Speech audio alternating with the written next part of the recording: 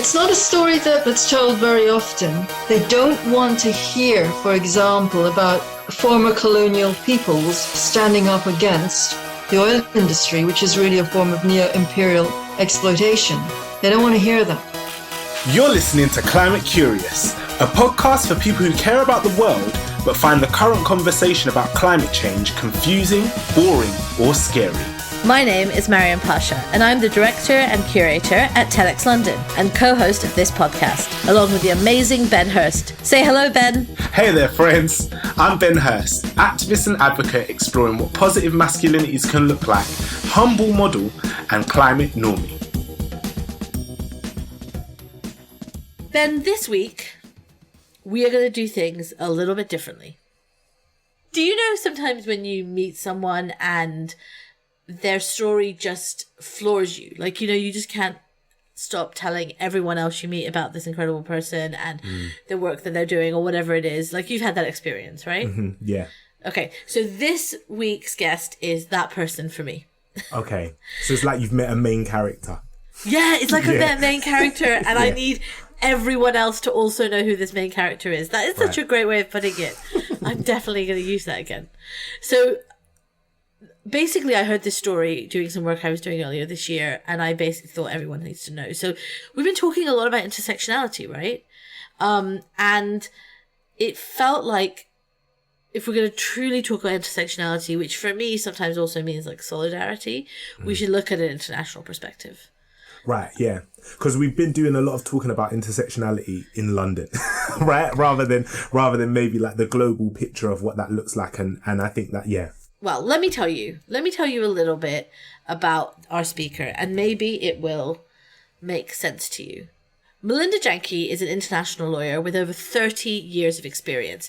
She has worked for companies and governments, everyone you can imagine. But right now, she is leading the fight against dangerous deep water petroleum production in offshore Guyana. Now, basically, Ben, what we're talking about here is a fight against a massive corporation. It's like classic, everything you've seen in the movies, but in real life. And the thing is that she is doing amazing work. She is winning. And this fight isn't just for Guyana. It's for all of us. So right. I kind of don't want to tell you very much more than that, other than to tell you that in addition to all of that amazing work, she's also does loads of human rights work. So she's also worked in, like, you know, independence movements, working in the LGBT community, working against the death penalty. And I think it's going to be pretty epic. Okay, then. Well, let's dive into it. Welcome, Melinda. Thank you so much for joining us. I didn't know very much about the situation that you work on until I met you. And so I was wondering if you could just tell us a bit about Guyana and what's going on there. I'd love to. And I'm very excited to be on this podcast. Maybe I could tell you a little bit about Guyana first, because it's a really special place. It's one of the few carbon sinks on the planet. It's got more than 80% forest from the coast with the mangroves right into the interior, which is actually part of the Amazon forest. You hear a lot about the Brazilian Amazon forest. You don't hear so much about Guyana. And it's in something called the Amazon Orinoco Influence Zone, which is a really special bit of the planet. It's the longest mud coastline on Earth. You can go all over the world. You can get these beautiful sandy beaches. Not here. We have mud, and it sustains this incredibly rich marine life. And unfortunately for us, in 2015, ExxonMobil announced that they had found oil. The oil is about 2 miles below the seabed. So this is very, very deep and dangerous drilling at a time when the world is moving away from fossil fuels, and in a country that has no experience of oil whatsoever, no infrastructure, no expertise, no personnel, no idea what oil means. Can I ask two questions just straight off the bat, right? Because my one goal in this podcast is to never pretend that I know what someone's talking about when I don't know what they're talking about. So what is, first of all, a carbon sink? Is that like, I'm not even going to try and guess. Can you just tell me what is a carbon sink?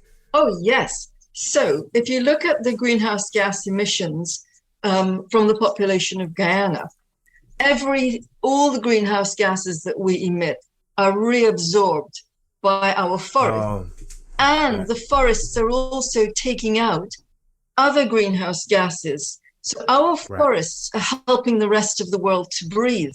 We're taking out some of the greenhouse gas that you're putting up into the atmosphere right now. We're really climate heroes, you know. So you're one of the good guys. You're one of the only countries that's actually helping the rest of the world. And then the other question I was going to ask was, how do people discover oil? Like, how can you not know that it's there and then just randomly find it? Is it that they're looking for oil all the time in loads of different places, or why was there a reason that Guyana wasn't on the map for looking for that as a resource? That's an excellent question. I think people have always known that there is oil there because Venezuela has these massive reserves of oil and Suriname has oil and Guyana is in between the two. And in 2002, the United States Geological Survey said there was a 95% chance of oil being there, not just any old oil, but a really big find. So we've known for about 20 years that this is likely to happen. The looking for the oil, though, 2 miles below the seabed, it's not that easy to find, and the ocean is a mile deep. Of course, they shouldn't be looking for it. This is not the time to be doing oil. 5 years ago wasn't the time to be doing oil. So this is a project that from the beginning is irrational and irresponsible. Basically, it's crazy. Right, because oil as an industry is on its way out, right? Like we're coming to the end of, or hopefully, fingers crossed, we're coming to the end of that time because it's not friendly to the environment. Yeah, I mean, you've put that very nicely. I would say that fossil fuels are killing the earth, and therefore we don't have a choice. We have to stop them and go immediately into removing the excess greenhouse gas so the earth can start to breathe again. Can you talk us through why this is bad for Guyana specifically? Because I want us to zoom out soon, but I want us to talk about why this is a concern for you. Yeah, oil is bad for any country that has been a colony. There's no example of a country that has done well from oil except possibly Norway. And Norway has made itself extremely rich, basically by stealing people's future. The UK had an oil bonanza. Where's that money? The Netherlands gave us the Dutch disease. So when you look at oil, it's got this terrible history, and it's even worse when you get to countries that were once colonized. There's a very specific thing called the oil curse, which is much, much worse than the resource curse. Now, in the case of Guyana, you've got a deal that is absolutely financially disastrous for the country. At the end of 5 years, so by 2025, the Institute for Energy Economics and Financial Analysis, IEFA, they say that Guyana will owe ExxonMobil about $5 billion. So financially, it's a disaster. Economically, of course, it's a disaster because the government is trying to pivot Guyana's economy and make it dependent on oil at a time when the IMF, the World Bank, the IDB, everybody globally is saying, move away from oil, move into renewable energy. Guyana is trying to do exactly the opposite. Environmentally, it's terrifying. Not only is this going to emit greenhouse gases, Exxon says they've discovered more than 9 billion barrels of oil. If that oil gets burnt, it's going to emit about 3.87 gigatons of greenhouse gases. So if, as someone who is really new to this, if we're understanding this correctly, you've got this massive discovery of oil in one of the world's major carbon sinks. So one of the very few places that's actually trying to help us fight climate change. There's this been massive discovery of oil, which threatens the local livelihoods, which threatens the local environment and ecosystems, which could have disastrous impacts all around the region, right?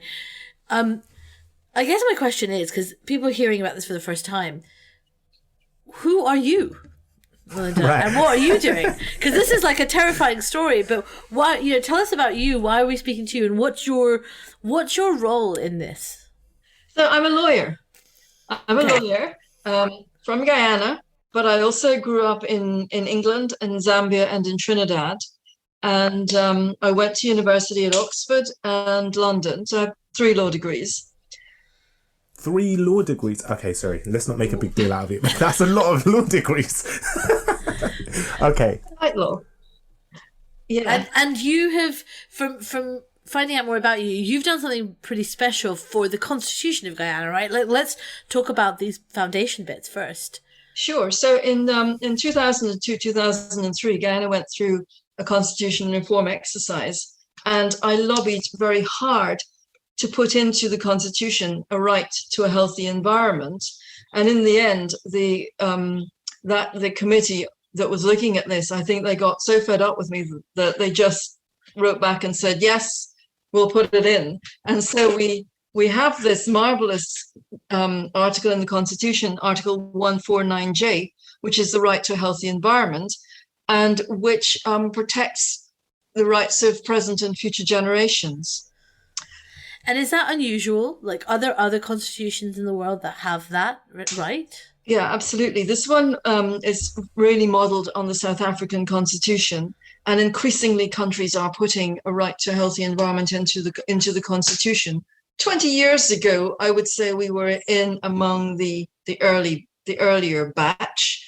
I think the UK, of course, doesn't have a written legal constitution, and therefore doesn't have a right to a healthy environment. So I think this is why litigants in England are really struggling to make progress on climate change. The other thing we have in the Constitution is an article that I wrote, which basically says the well-being for the nation depends on clean air, clean water, healthy ecosystems, rich biodiversity, and so on. And that's a principle that the government, the courts, the parliament, they all have to take into account in making decisions.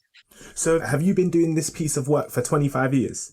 I've been doing work to protect Guyana for 25 years, since 1994, right, when I came back to Guyana. It's interesting to me, like, that we understand your motivation so easily now because we know you're from there. And yet you told us over and over again, just already in this conversation, how what is happening in Guyana can be a disaster for the whole world. But because it's not here, we don't see it, we don't know about it, we don't care about it. You've been laying a foundation for 25 years that now you're able to use, right? And so I was just wondering if you could tell us a little bit about now how you're using that foundation in total layman's terms, how you're using that foundation to take on, Ben is right, like a massive behemoth, right, of a company. Well, I was sort of hoping other people would have been using this over the last 25 years, but we are where we are. So using the legislation, when you look at what is going on, one of the difficulties is to get people to act, because people are afraid. There is a culture of fear in Guyana, and there's no getting around that. So it took a while to get the first case going, which was in 2018. And that one's now in the Court of Appeal because the judge ruled against us. And of course, we don't agree with the judge's ruling with the greatest possible respect. So we have filed the appeal. We filed it within 2 days. That case, we're waiting for that case to come up. The second case was the one where we challenged ex-ante permits. So they were granted for 23, 24 years, 2 of them. And we said, no, actually, you're only allowed to grant them for 5 years. And what happened was that we've got an order, which they consented to, reducing their permits to 5 years, So instead of the permits ending, the first one would have ended in 2040, it now ends next year. They've got to apply for a new permit. And that gives everybody in Guyana a chance now to come back and to use this Environmental Protection Act, which has very, very strong provisions in it for public participation. So when I worked on it, I put in these provisions that say you have to share all the information with people, you have to take into account what they say, they have to have access to everything that you put into your environmental impact assessment, and they're allowed to challenge your decision. So it's all there. And then, of course, the one nobody wants to talk about in the region is rising sea level. Georgetown is below sea level. Most of it, most of Guyana's wealth is below sea level. The agriculture is below sea level. And we have a little wall that's about 3 feet high in places that's supposed to stop the Atlantic. Right. Exactly. Which is not going to work. It's not going to work. We had floods last week, and I had fish outside my front door. Now, that's very charming, but it does tell you there's an awful lot of water where it's not supposed to be. This is what fossil fuels are doing to us directly. This is climate change. This is global warming. This is rising sea level. This is extreme weather. There's no getting away from it. And it's interesting, isn't it? Because I think so my parents are both from the Caribbean. Whether this is factual or not, in my mind, the Caribbean is like the first place that's going to be really badly impacted by global climate change. Like the first islands that are going to disappear. That's really dangerous, right? Specifically in the context of Guyana, because it is a carbon sink. So like if we can't really afford to lose that country that is then like below sea level and prone to flooding and all of those kinds of things anyway. So is there a way of stopping this? I think it's really interesting when you look at the Caribbean, because with the exception of Trinidad, which has been doing gas for a long time, the rest of the English-speaking Caribbean really is not responsible for climate change. But those countries are going to be among the first to suffer. And this is a recurring pattern with climate change, that the people who have caused the problem are not really the ones that are bearing the brunt of it now. If you look at the Pacific Islands, which are already becoming submerged, they've done really nothing to contribute to climate change. But they're the ones that are beginning to suffer from now. I'm so glad you're talking about this, because I do think that one of the biggest changes I've had in understanding climate change is to stop thinking about it as a future problem. I do feel like this was always something that was looming on the horizon, and now it's here. Okay, so we're sitting here in London. What is the link between maybe some of our viewers, between me and Ben and you sitting in Guyana? How can we think about this if it isn't affecting us personally tomorrow? What is the link that you see? I think it is affecting you already, because England, Scotland, Wales, you're already getting strange weather. You're already getting in places extreme weather. It's the same planet. It's the same climate. It's the same system. So whatever we do has an impact on you, just as what you do has an impact on us. Whatever happens in London now is affecting us here. What we do here affects you in the UK.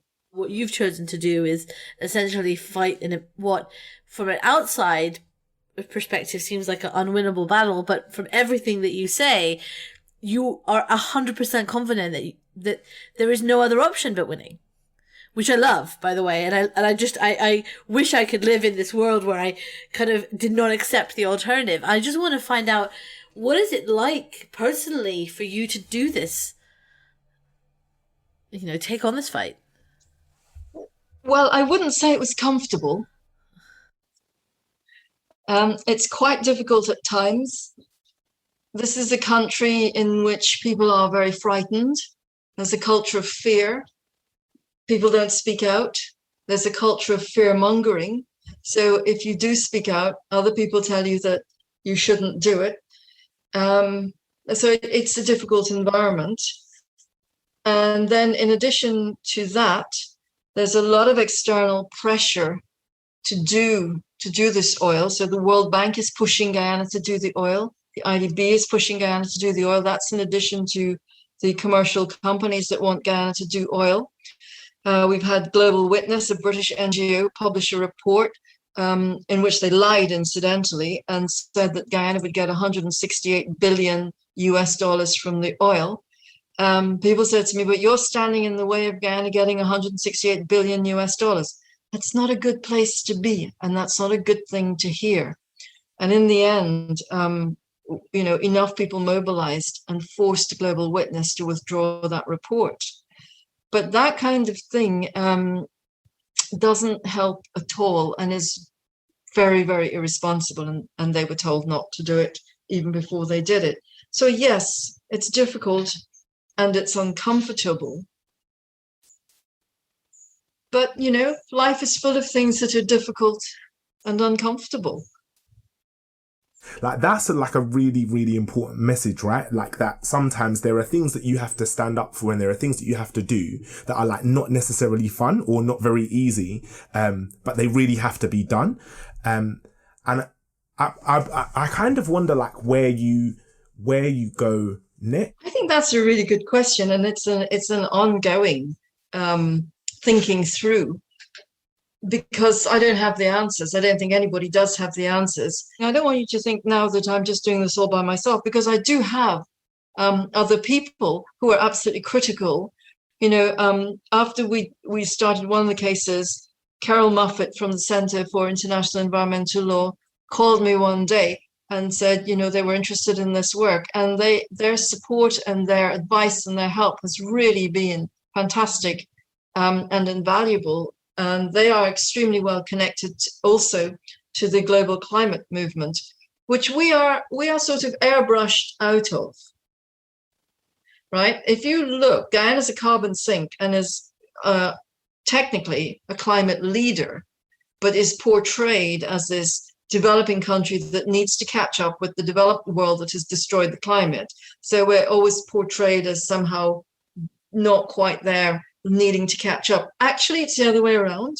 If you pivot and you look at where the Earth should be going, we're out in front. Except for the pressure to do this crazy oil drilling at a time when even the International Energy Agency has said no new fossil fuels. No new fossil fuels. So we've gone probably overnight from being the population with the highest wealth per capita in terms of oil, in terms of barrels of oil, which is the way, the pro-oil people like to describe it, to being the country with the highest per capita of stranded fossil fuel assets because the market has changed. I think even like that framing is really important, because I think in my mind, or when we have these kinds of conversations, what people often say is like what they hope for the future is that where they are will change so much that they can become a leader in what is, but it sounds like you're in a place where that's already happening, right? Where you're already leading that kind of march. But we have to stop the oil or it won't work. Yeah. We'll be a carbon bomb instead of a carbon sink unless people wake up to what's happening. Right. We've done a few episodes now on looking at the intersectionality of climate change, what it has to do with race. And we've talked about other countries, but we've looked very much at it within like a Western context. And for me, what really resonates here is we're looking at, Black and brown people in another part of the world, that these communities, often who have the least to do with creating the problem, are now the ones who are at the forefront of experiencing like the harm, whether it's air pollution or, as you said, flooding and loss of livelihood. So for me, it's just been this really important connection between understanding. I guess this is what global solidarity is, right? Yeah, I think that's absolutely right, because in the so-called rich countries, the ones that haven't got much biodiversity left but have got massive material assets, the disparity between rich and poor means that generally, not everywhere, but generally you can say that people of color are the ones that bear the brunt of environmental damage, and particularly now the impacts of fossil fuels, including the toxic air, as well as global warming and rising sea level and so on. So within the rich countries, there is this divide already. And then there is a global divide between the countries that are materially rich and have built their economies on fossil fuels, and the countries that have not built their economies on fossil fuels and who are still fairly rich in biodiversity and are now bearing the brunt of the impact of those fossil fuel economies. It's not a story that's told very often. When you look at the international media, the portrayal of countries that are rich in biodiversity, former colonies, is these poor countries. They're all victims, they're weak, they're incompetent, they're corrupt. And when you fight back, they don't want to hear that. They don't want to hear, for example, about former colonial peoples standing up against the oil industry, which is really a form of neo-imperial exploitation. They don't want to hear that. The fight against oil in Guyana barely breaks it through the surface.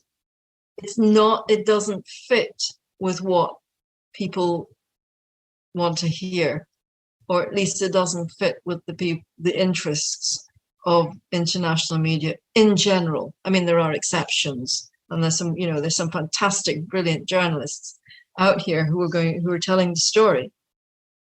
But it does generally, that's not the message that goes out, that we are fighting back against oil and standing up to one of the biggest companies in the world and its two partners and a government and the World Bank and the IDB and the IMF and all the vested interests that go with that. And now it's time for our climate confessions. Let's fess up to the bad habits we just can't kick. Okay, so we've reached Climate Confessions, which is the part of the episode where we invite our wonderful guests to share something about themselves and about their climate action that maybe they're not doing so well. Melinda, you guys can't see this if you're listening, but Melinda's got her head in her hands right now. I love it. Ben, I love how week after week we invite like the most amazing, Melinda, you haven't flinched once in talking about taking on ExxonMobil, but we come to Climate Confessions and everyone just gets so nervous. I have got a climate confession. I'm slightly worried that this is going to be one of the worst climate confessions ever. And it is that I actually started off a good chunk of my career in the oil industry. Oh, I'm so sorry that I got. I don't. Really?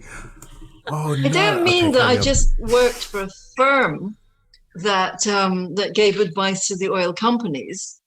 I mean, I worked in the head office of an oil company. I actually worked in the head office of British Petroleum in London. But don't you... I am sure I have at least seen 2 movies based on true stories where the lawyer that takes down the company first started by working for that company. Yeah. I think I've definitely seen 2 movies about this. You've seen it, the machinery from the inside. Maybe that is part of where your kind of unwavering confidence comes from. I love it. I certainly think it's important to know the industry that you are dealing with. But that's kind of a weak sort of thing to say. It's there. The climate confession is there. There's no going back. Well, I don't know if I can top that confession or even come close to it in any way. Ben, have you thought of one for this week? I actually have thought of one. And my one is definitely not as bad as yours, Melinda. No, I'm joking.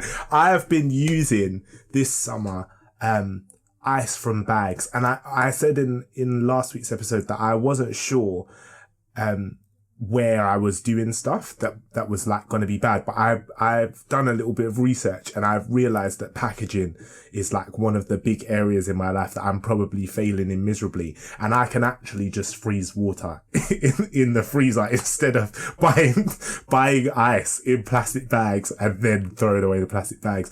So that's something that I've decided that I'm going to commit to trying to change. Cause it's just so much more convenient. Do you know what I mean? Like to have a big bag of ice when you need ice rather than having to think about freezing water. What a massive inconvenience. See, I'm going to tell you something, and I cannot believe that I've actually had this thought, because Melinda must be like, what is wrong with them? But what I do, because I also had in the US this like love of bagged ice and then realized how ridiculous it is I have a little like box, like a little paper box in my fridge. Yeah. And whenever I freeze ice and I go to take out like one ice cube or two ice cubes, I empty the rest of it into the box. Right.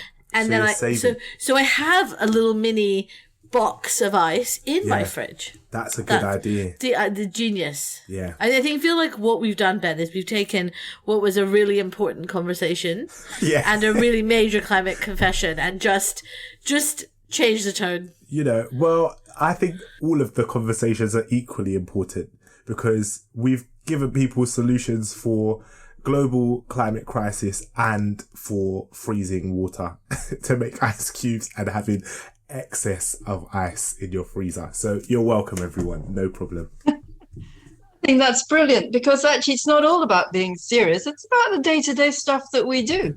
Right. Okay, I would like to wrap up by just saying a huge thank you to you, Melinda. Sometimes it feels like you need someone out there reminding us that we can do what seems undoable. So I just want to say thank you for sharing all of your experience with us. Thank you. I mean, I'm so thrilled that you've had me on the program. I suppose one of the things that I think about is the poet Rumi. He said, "You're not a drop in the ocean, you're the ocean in one drop." And that's all of us. Thank you so much for joining us this week. We really hope you enjoyed this episode. If you did, please rate, subscribe, and share this episode with a curious friend. It makes it possible to keep making this amazing content for you. Oh, and slide into our DMs at TEDx London and let us know which climate extraordinaires you'd love to hear from next time. Oh, and don't leave yet. We wanted to tell you a bit more about who made this podcast possible. Yeah, we did. TEDx London's headline partner, City, has been supporting us for the past 5 years to bring world-changing ideas to the TEDx London stage. And now they're taking it to the next level by making this podcast possible. Thanks, City. But wait, that is not all. No, this podcast was produced by the amazing Josie Coulter. Curation and research by the genius Tara Cooper. Artwork designed by the visionaries that are Sabrina Russo and Rebecca Mingus. Mixed and engineered by the iconic Ben Beheshti, aka The Falcon, who also composed our banging theme tune. Presented by me, Maryam Pasha. And by me, Ben Hurst. Stay curious.